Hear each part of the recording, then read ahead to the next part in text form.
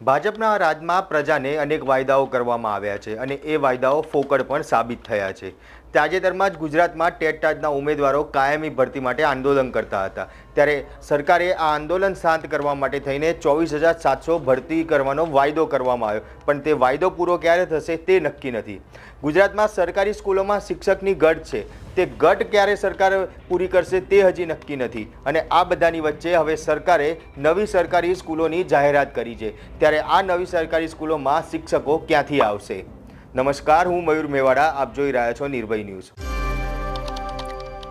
રાજ્ય સરકારના શિક્ષણ વિભાગ દ્વારા રાજ્યની નવી સરકારી માધ્યમિક અને ઉચ્ચતર માધ્યમિકની શાળાઓની મંજૂરી આપવામાં આવી છે। શિક્ષણ વિભાગે બિન આદિજાતિ વિસ્તારમાં 129 માધ્યમિક શાળાની મંજૂરી આપી છે, જ્યારે બિન આદિજાતિ વિસ્તારમાં જ એક ઉચ્ચતર માધ્યમિક શાળાની મંજૂરી છે તે આપવામાં આવી છે, એટલે કે કુલ મળીને 130 શાળાઓને મંજૂરી છે કે જે શિક્ષણ વિભાગ દ્વારા આપવામાં આવી છે। જ્યારે આદિજાતિ વિસ્તારમાં 31 માધ્યમિક શાળા અને એક ઉચ્ચતર માધ્યમિક શાળાને મંજૂરી છે તે આપવામાં આવી છે। ત્યારે હવે અહીંયા સવાલ એ ઊભા થાય છે કે સરકાર એક બાજુ જે શિક્ષકોની કાયમી ભરતી છે તે કરવા માગતી નથી અને બીજી બાજુ નવી સ્કૂલોની જાહેરાત છે તે કરી રહી છે।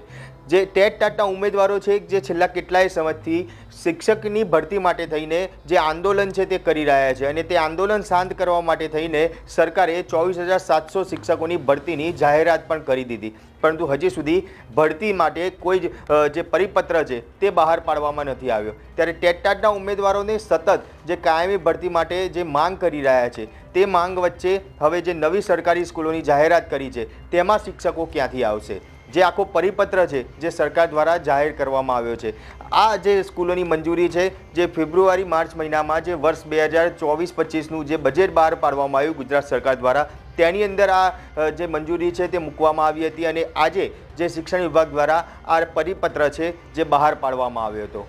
જે આંકડાઓ સામે આવી રહ્યા છે તે આંકડાઓ પ્રમાણે જે સરકારી સ્કૂલો છે તેની અંદર જે શિક્ષકોની ઘટ છે તે જોવા મળી રહી છે અને એ ઘટ કોઈ નાની મોટી નહીં પરંતુ ખૂબ મોટા પ્રમાણમાં શિક્ષકોની ઘટ સરકારી સ્કૂલમાં જોવા મળે છે। જ્ઞાન સહાયક ભરતી છે જે સરકાર દ્વારા કરવામાં આવે છે, પરંતુ તે પણ 11 મહિનાના કોન્ટ્રાક્ટ બેઝ ઉપર આ જે કરાર છે તે કરવામાં આવતા હોય છે। ત્યારે કાયમી ભરતી કરવામાં કેમ સરકાર રસ નથી દાખવતી તે એક મોટો પ્રશ્ન છે જે ઊભો થઈ રહ્યો છે।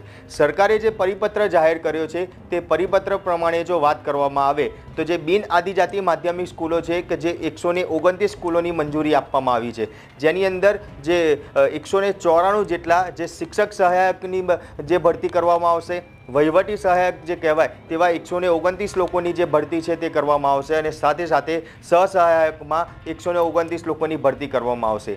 જ્યારે આદિજાતિ સ્કૂલોની જો વાત કરવામાં આવે તો 31 સ્કૂલોને મંજૂરી આપવામાં આવી છે, જેમાં 47 શિક્ષક સહાયકોની ભરતી કરવામાં આવશે અને વહીવટી સહાયકમાં 31 લોકોની અને સહાયકમાં 31 લોકોની ભરતી છે જે કરવામાં આવશે। પરંતુ રાજ્ય સરકાર દ્વારા જે શિક્ષક વિભાગે જે નવી કુલ 160 સ્કૂલોની જાહેરાત કરી છે તેમાં આ શિક્ષકો આવશે ક્યાંથી? કારણ કે જૂની શાળા છે જે સરકારી સ્કૂલો છે તેની અંદર તો હજી પણ શિક્ષકોની ઘટ છે તે જોવા મળી રહી છે। જે જ્ઞાન સહાયકની ભરતી કરવામાં આવે છે તેમાં પણ જે ઉમેદવારો છે તે તેનો વિરોધ છે તે કરી રહ્યા છે અને તેની વચ્ચે જે આ 160 જેટલી જે નવી સ્કૂલોની મંજૂરી આપી છે તેમાં સરકારી શિક્ષકો આવશે ક્યાંથી?